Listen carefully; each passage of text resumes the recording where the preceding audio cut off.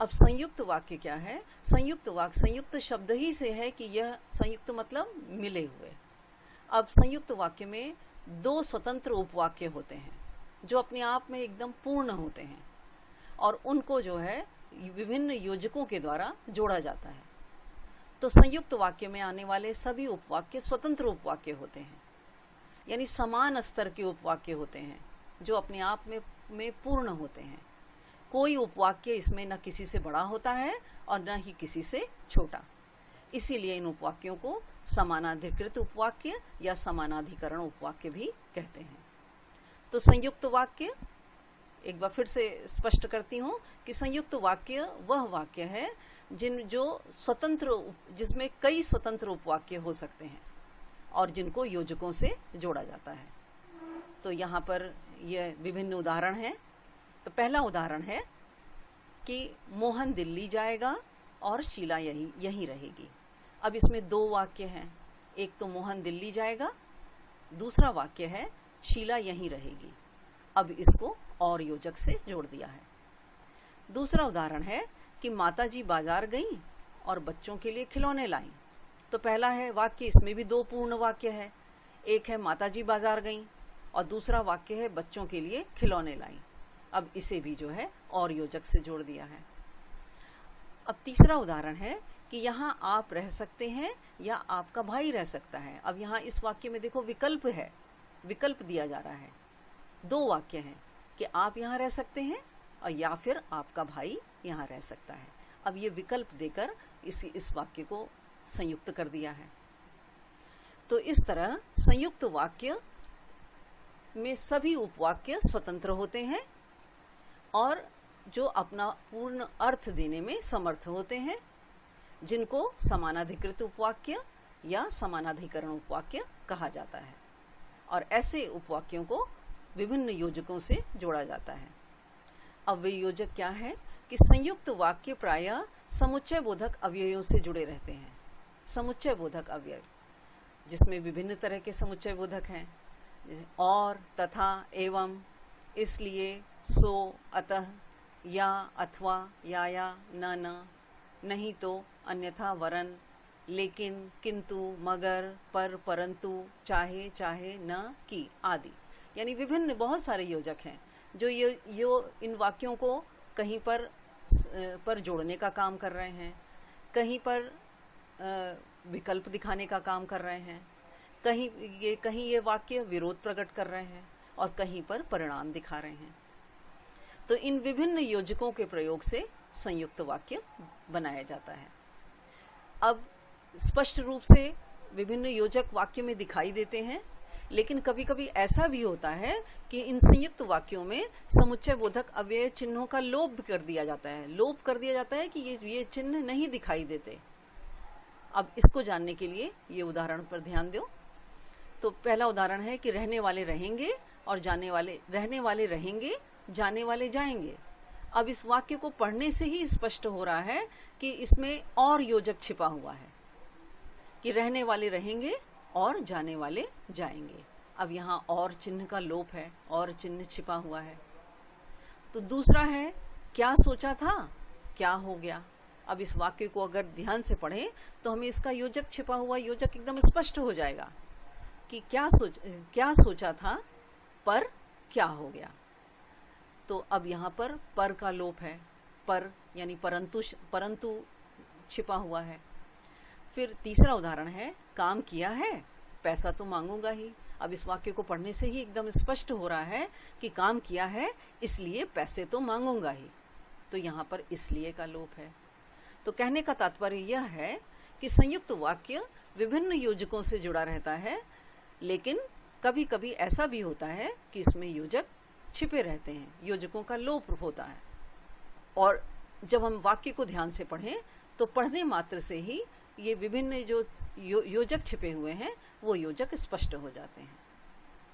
तो एक बार फिर से स्पष्ट करती हूँ कि संयुक्त वाक्य वे सभी उपवाक्य स्वतंत्र होते हैं और समान स्तर के उपवाक्य होते हैं।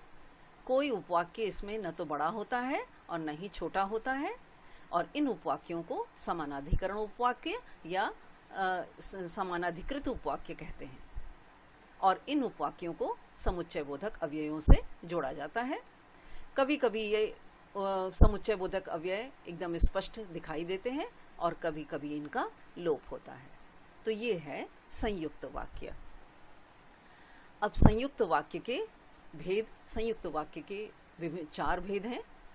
अब इन 4 भेदों में पहला है संयोजक संयुक्त वाक्य, दूसरा है विभाजक संयुक्त वाक्य, तीसरा है विरोधवाचक संयुक्त वाक्य और चौथा है परिणामवाची संयुक्त वाक्य। अब संयोजक संयुक्त वाक्य जो है ये 2 कार्यों को जोड़ने का काम करते हैं और जोड़ने के लिए प्रयोग किया जाता है समुच्चय बोधक अव्यय और, तथा, एवं। अब उदाहरण पर ध्यान दें तो उदाहरण यदि पर ध्यान देंगे तो और अच्छी तरह से स्पष्ट होगा कि मैं दिल्ली गया था और मेरी पत्नी आगरा। अब इन दोनों को इनको और से जोड़ दिया है, संयुक्त वाक्य, संयोजक मिला दिया है, तो ये जोड़ने का काम कर रहा है। दूसरा है मैं यहाँ बैठूंगा तथा उधर दूसरे लोग बैठेंगे। अब ये भी वाक्य है, इसको भी तथा से, संयोजक तथा से जोड़ दिया गया है। और तीसरा उदाहरण है कि आपके लिए खिचड़ी बनी है और मेरे लिए चावल।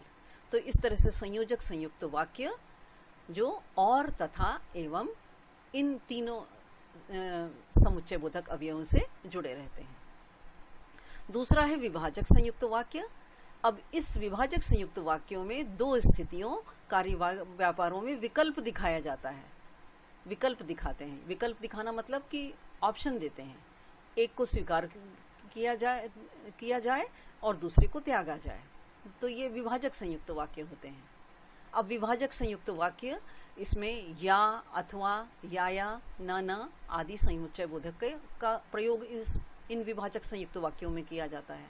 यानी बांटने के लिए इन सब समुच्चय बोधक अवयवों का प्रयोग किया जाता है। अब उदाहरण पर ध्यान दीजिए कि आप पहुंच जाएंगे या मैं आपको फोन करूं। अब देखो यहाँ पर या, ये देखो ये विकल्प दिखा रहा है कि आप पहुंच जाएंगे या मैं आपको फोन करूं। फिर दूसरा है ठीक से काम करो अथवा नौकरी छोड़ दो। अब यहाँ पर भी देखो विकल्प दिखाने का काम कर रहा है कि ठीक से काम करो और अगर ठीक से काम नहीं कर रहे हो तो नौकरी छोड़ दो। फिर मैं ना आपको पहचानता हूँ ना आपके पिताजी को। तो अब ये भी देखो विभाजक एकदम बांट रहे हैं, न कि मैं आपको भी नहीं पहचानता हूँ और ना आपके पिताजी को पहचानता हूँ। फिर अगला उदाहरण है कि न तो शीला ही आई न अपने बेटे को भेजा। अब इसमें इस वाक्य पर विशेष रूप से ध्यान देंगे। वाक्य है कि आप मेरे साथ रहेंगे कि मदन मोहन के साथ। अब यहाँ की योजक का प्रयोग है। अब की ये मिश्र वाक्य में भी प्रयुक्त होता है और संयुक्त वाक्य में भी। अब यहाँ ध्यान ये देना है कि जो है ये यदि विकल्प दिखाने का काम कर रहा है तो ये संयुक्त वाक्य होगा, लेकिन अगर वह आगे आश्रित वाक्य को स्पष्ट कर रहा है तो वो मिश्र वाक्य में चला जाएगा। तो हमें की योजक पर विशेष रूप से ध्यान देना है कि यह विकल्प दिखा रहा है अगर, तो यह संयुक्त वाक्य होगा। अब उदाहरण में देखो एकदम स्पष्ट दिखा रहा है कि स्पष्ट है कि आप मेरे साथ रहेंगे कि मदन मोहन के साथ। विकल्प दे रहा है कि आप मेरे साथ रहेंगे कि मदन मोहन के साथ।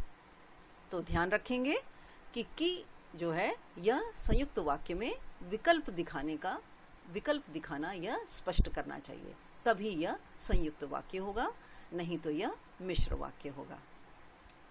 तीसरा है विरोधवाचक संयुक्त वाक्य। अब ऐसे उपवाक्य जिनके बीच में विरोध हो, विरोधाभास हो, ऐसे संयुक्त वाक्य विरोधवाची संयुक्त वाक्य कहलाते हैं। और ये प्रायः मगर, पर, लेकिन, किंतु आदि अवयवों से जुड़े रहते हैं। तो उदाहरण है इसका कि वह खेलने में तो अच्छा है मगर पढ़ाई लिखाई नहीं करता। अब ये देखो इनमें विरोध प्रकट हो रहा है। अब वह खेलने में तो बहुत अच्छा है, लेकिन अब दूसरा विरोध यह है कि वह पढ़ाई लिखाई नहीं करता। फिर मैंने उसे बहुत समझाया पर वह नहीं मानी। अब समझाने का काम तो बहुत किया लेकिन वह मानी नहीं। अब यहाँ पर भी विरोध प्रकट हो रहा है। फिर हम जाना नहीं चाहते थे लेकिन आपके पिताजी नहीं माने। अब यहाँ भी आपस में वाक्यों में विरोध प्रकट हो रहा है। तो इस तरह ऐसे वाक्य, संयुक्त वाक्य जिनमें विरोध प्रकट करने का भाव हो वो विरोधवाची संयुक्त वाक्य कहलाते हैं। अब ये जितने भी उदाहरण दिए गए हैं इन सब में जो है वह वाक्य पूर्ण है। वाक्य सभी वाक्य अपने आप में पूर्ण है जिनको विभिन्न योजकों से जोड़ा गया है, जो संयोजक संयुक्त वाक्य के रूप में है, विभाजक संयुक्त वाक्य के रूप में है और विरोध प्रकट करने वाले संयुक्त वाक्य के रूप में है। अब चौथा है परिणामवाची संयुक्त वाक्य, यानी जिसमें परिणाम दिखाया जाए। एक उपवाक्य से कार्य हो और दूसरे से उसके परिणाम का बोध हो, उसका नतीजा दिखाया जाए, तो उसे परिणामवाची संयुक्त वाक्य कहते हैं। और ऐसे इसके उपवाक्य इस प्रायः इसलिए, अतः, सो आदि अवयवों से जुड़े रहते हैं। तो ऐसे जो परिणाम दिखाएं, नतीजा दिखाएं, उन्हें परिणामवाची संयुक्त वाक्य कहते हैं। जैसे आज बाजार बंद है इसलिए कुछ नहीं मिलेगा, तो अब इसमें देखो परिणाम दिखाई दे रहा है कि आज बाजार बंद है इसलिए आज कुछ नहीं मिलेगा। अब परिणाम यह है कि बाजार बंद है तो कुछ नहीं मिलेगा। वह बहुत बीमार था अतः चुप ही बैठा रहा, तो वह बीमार था बहुत तो इसलिए वह चुप बैठा रहा, तो नतीजा यह हुआ कि वह चुप बैठा रहा। अब ये यहाँ स्पष्ट हो रहा है। वह आना नहीं चाहती थी सो झूठ बोलकर चली गई। अब यह भी नतीजा दिखा रहा है, परिणाम दिखा रहा है कि वह आना नहीं चाहती थी इसलिए वह झूठ बोलकर चली गई। तो संयुक्त वाक्य को एक बार फिर से स्पष्ट करती हूँ कि संयुक्त वाक्य के 4 भेद हैं। पहला है संयोजक संयुक्त वाक्य, विभाजक संयुक्त वाक्य, विरोधवाचक संयुक्त वाक्य और परिणामवाची संयुक्त वाक्य। संयोजक संयुक्त वाक्य जो 2 कार्य व्यापारों को, 2 स्थितियों को जोड़ने का काम करेंगे और जिसमें और, तथा, एवं समुच्चय बोधक अवयवों का प्रयोग होगा।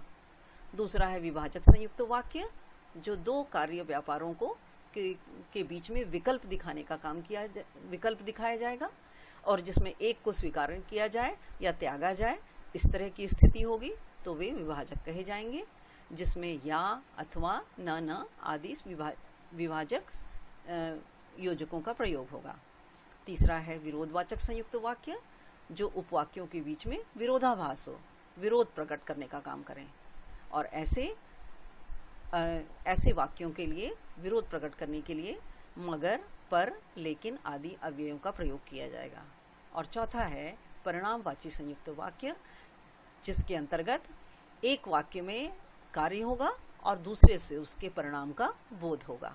ऐसे वाक्यों को परिणामवाची संयुक्त वाक्य कहते हैं और इसमें इसलिए, अतः, सो आदि अव्ययों का प्रयोग किया जाएगा। तो आज का पाठ, आज संयुक्त वाक्य का यहीं तक समझाने का कार्य संपन्न होता है। अगला मिश्र वाक्य, यह हम अगले भाग में पढ़ेंगे। तो ध्यान से जो है पाठ को पढ़िए और इसे अच्छी तरह समझिए और विभिन्न उदाहरणों पर विशेष रूप से ध्यान दीजिए ताकि यह वाक्य के रूप स्पष्ट हो जाए। धन्यवाद।